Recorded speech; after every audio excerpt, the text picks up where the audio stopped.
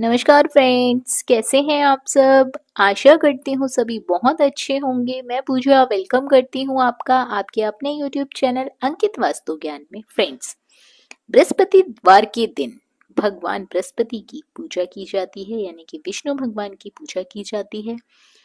बृहस्पति देवता को धन, बुद्धि और शिक्षा का देवता भी कहा जाता है।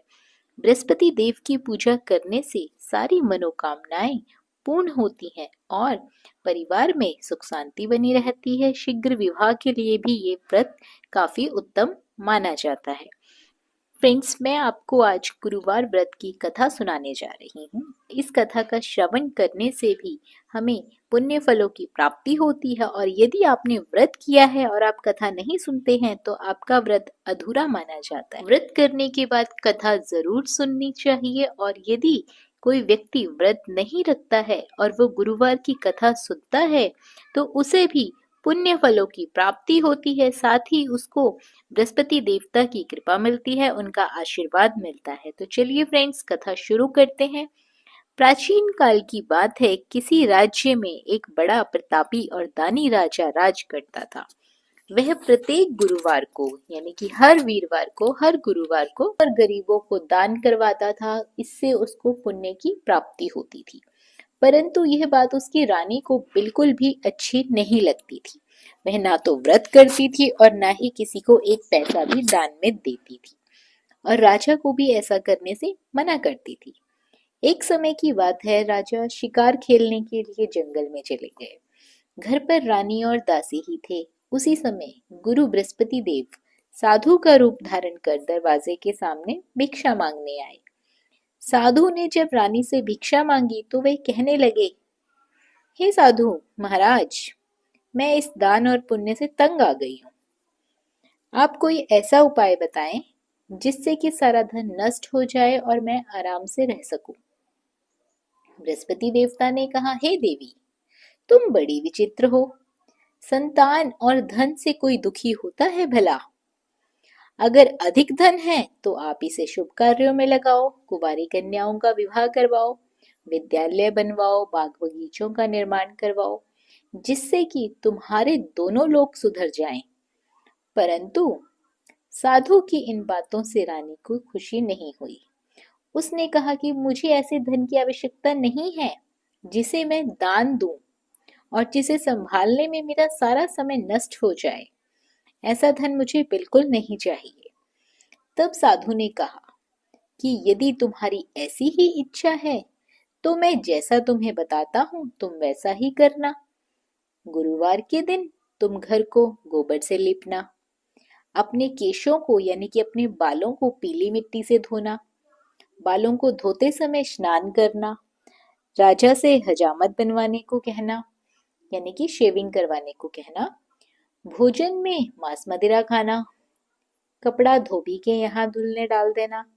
इस प्रकार 7 बृहस्पतिवार को यदि तुम ऐसा करती हो तो तुम्हारा सारा धन नष्ट हो जाएगा। इतना कहकर साधु रूपी बृहस्पति देव अंतर्ध्यान हो गए।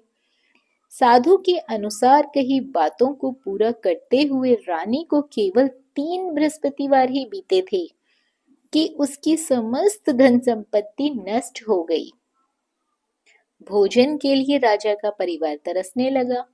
तब एक दिन राजा ने रानी से बोला कि हे रानी, तुम यहीं रहो, मैं दूसरे देश को जाता हूँ, क्योंकि यहाँ पर मुझे सभी लोग जानते हैं, इसलिए मैं कोई छोटा मोटा कार्य यहाँ पर नहीं कर सकता हूँ।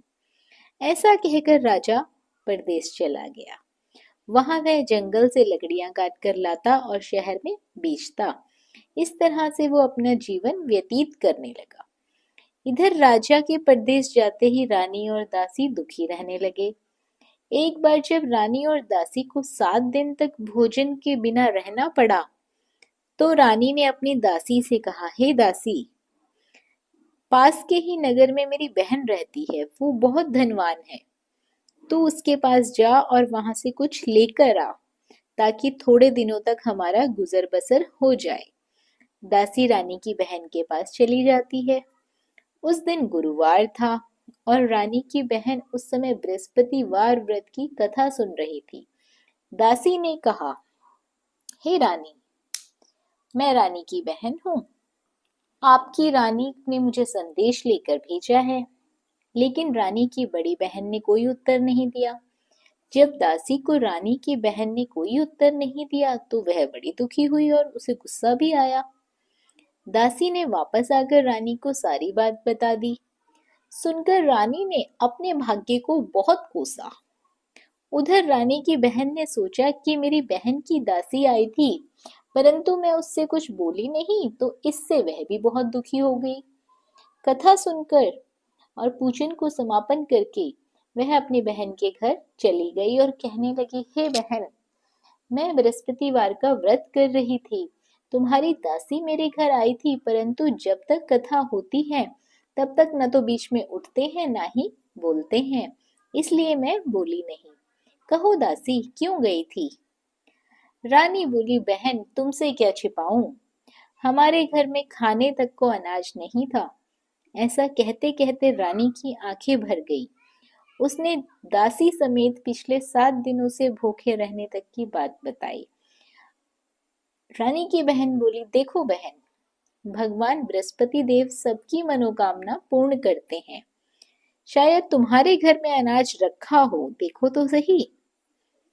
पहले तो रानी को बिल्कुल विश्वास नहीं हुआ, पर बहन के बार बार कहने पर उसने अपनी दासी को अंदर भेजा तो वहां सचमुच का अनाज से भरा हुआ एक घड़ा मिला। यह देखकर दासी बहुत हैरान हो गई और दासी रानी से कहने लगी, हे रानी, जब हमको भोजन नहीं मिलता तो हम व्रत ही तो करते हैं, इसीलिए क्यों ना इनसे व्रत और कथा की विधि पूछ ली जाए ताकि हम भी व्रत कर सकें। तब रानी ने अपनी बहन से बृहस्पतिवार व्रत के बारे में पूछा। उसकी बहन ने बताया, बृहस्पतिवार के व्रत में चने की दाल और मुनक्का से विष्णु भगवान का केले की जड़ में पूजन करना चाहिए तथा दीपक जलाना चाहिए। व्रत कथा सुननी चाहिए और पीला भोजन ग्रहण करना चाहिए। इससे बृहस्पति देव बहुत प्रसन्न होते हैं। व्रत और पूजन विधि बताकर रानी की बहन अपने घर को लौट गई। 7 दिन के बाद जब गुरुवार आया तो रानी और दासी ने व्रत रखा। घुड़साल में जाकर चना और गुड़ लेकर आई। फिर उससे केले की जड़ तथा विष्णु भगवान का पूजन किया। अब पीला भोजन कहाँ से आए? इस बात को लेकर दोनों बहुत दुखी थे, क्योंकि उन्होंने तो व्रत कर रखा था। इसीलिए बृहस्पति देव उनसे प्रसन्न थे, इसलिए वे एक साधारण व्यक्ति का रूप धारण करके 2 थालियों में सुंदर पीला भोजन दासी को दे गए। भोजन पाकर दासी बहुत प्रसन्न हुई और फिर रानी के साथ मिलकर भोजन ग्रहण करने लगी। उसके बाद वे सभी गुरुवार को व्रत और पूजन करने लगे। बृहस्पति भगवान की कृपा उनके ऊपर बरसने लगी और उनके घर में धन और संपत्ति आती गई। परंतु रानी फिर से पहले की तरह आलस करने लगी। तब दासी बोली, देखो रानी, तुमने पहले भी इसी प्रकार का आलस किया था। तुम्हारे धन रखने में तुम्हें कष्ट होता था, इस कारण सभी धन नष्ट हो गया था। अब जब भगवान बृहस्पति की कृपा से धन मिल रहा है तो फिर तुम इतना आलस क्यों कर रही हो? रानी को समझाते हुए दासी ने कहा कि बड़ी मुसीबतों के बाद हमने यह धन पाया है, इसीलिए हम इसे दान पुण्य में लगाएंगे, भूखे मनुष्य को भोजन कराएंगे और धन को शुभ कार्यों में खर्च करेंगे, जिससे तुम्हारे कुल का यश बढ़ेगा, तुम्हें स्वर्ग की प्राप्ति होगी और पितृ भी प्रसन्न होंगे। दासी की बात मानकर रानी अब धन को शुभ कार्यों में खर्च करने लगी। इससे एक दिन रानी अपने मन में विचार करने लगी कि न जाने राजा किस दशा में होंगे, उनकी कोई खबर भी नहीं। उन्होंने श्रद्धा पूर्वक बृहस्पति भगवान से प्रार्थना की कि राजा जहां कहीं भी हो शीघ्र वापस आ जाए। उसी रात्रि बृहस्पति देव ने राजा को स्वप्न में दर्शन दिए और कहा, हे राजा, उठ, तेरी रानी तुझको याद करती है, अपने देश को लौट जा।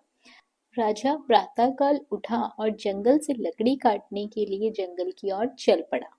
जंगल से गुजरते हुए उसने विचार किया कि रानी की गलती से उसे कितने दुख भोगने पड़े। राजपाट छोड़कर जंगल में आकर रहना पड़ा। जंगल से लकड़ी काटकर शहर में बेचकर गुजारा करना पड़ा और अपनी दशा को याद करके व्याकुल होने लगा। उसी समय राजा के पास बृहस्पति देव साधु के वेश में आकर बोले, हे लक्कड़हारे, तुम इस सुनसान जंगल में किस चिंता में बैठे हो, मुझे बताओ। यह सुनकर राजा के नेत्रों में आंसू भर आए। साधु की वंदना कर राजा ने अपनी संपूर्ण कहानी उसे सुना दी। महात्मा दयालु होते हैं। वे राजा से बोले, हे राजा, तुम्हारी पत्नी ने बृहस्पति देव के प्रति अपराध किया था, जिसके कारण तुम्हारी यह दशा हुई है। अब तुम चिंता मत करो, भगवान तुम्हें पहले से अधिक धन देंगे। देखो, तुम्हारी पत्नी ने बृहस्पतिवार का व्रत शुरू कर दिया है। अब तुम भी बृहस्पतिवार के व्रत में चने की दाल, गुड़ और मुनक्का से विष्णु भगवान का केले के वृक्ष में पूजन करना तथा दीपक जलाकर कथा सुनना। उस दिन एक ही समय भोजन करना, लेकिन भोजन में पीले पदार्थ को जरूर रखना। भगवान तुम्हारी सब कामनाओं को पूरा करेंगे। साधु की बात सुनकर राजा बोला, हे प्रभु, लकड़ी बेचकर तो इतना पैसा नहीं बचता जिसके उपरांत मैं भोजन कर सकूं। मैंने रात्रि में अपनी रानी को व्याकुल देखा है। मेरे पास कोई साधन नहीं जिससे उसका समाचार जान सकूं। फिर मैं कौन सी कहानी कहूं, मुझे यह भी मालूम नहीं है। साधु ने कहा, हे राजा, मन में बृहस्पति देव भगवान के पूजन व्रत का निश्चय कर लो। वे स्वयं तुम्हारे लिए कोई राह बना देंगे। बृहस्पतिवार के दिन तुम रोजाना की तरह लकड़ियां लेकर शहर में जाना। तुम्हें रोज से दुगना धन मिलेगा, जिससे तुम्हें भली भांति भोजन कर लोगे और बृहस्पति देव की पूजा का सामान भी आ जाएगा। राजा ने ऐसा ही किया और उसको मनवांछित फलों की प्राप्ति हुई। इस प्रकार जो भी यह कथा पढ़ता है, सुनता है, उसके मनोरथ सभी पूरे होते हैं और बृहस्पति देव की उस पर कृपा बनी रहती है। तो फ्रेंड्स, ये थी कथा बृहस्पति देव की। अंत में जय श्री हरि विष्णु, जय बृहस्पति देव जरूर लिखें कमेंट बॉक्स में। धन्यवाद।